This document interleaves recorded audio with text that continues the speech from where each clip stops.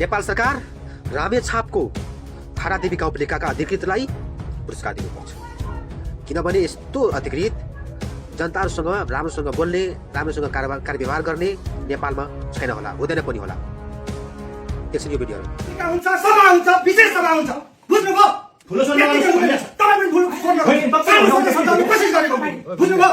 किन बनाएको छ कि अनावश्यक कुरो गर्नुहुन्छ। मेरो अधिकार क्षेत्रभित्र पर्ने मैले कहाँबाट गर्छु भन्नु थाल्नु हामी सुन्नुहोस् न, हेर्दाखेरि चाहिँ यतिका बजेट हुन्छ, उतिका बजेट हुन्छ, नो एक्सपेन्डिचर विदाउट लेजिस्लेसन मान्यता पढ्नु भएको छ। मैले एक पैसा पनि नि बिना जनप्रतिनिधिको स्वीकृति बिना खर्च गर्न सक्दिनँ। हो अनि जनप्रतिनिधि अहिले मलाई भन्छ यार, मलाई सुन्नुहोस्, 11 महिना 11 मा त्यसपछि तपाईँको अधिवेशन भयो होला त यहाँ, त्यो फाइन्ड आउट गर्नुहोस्।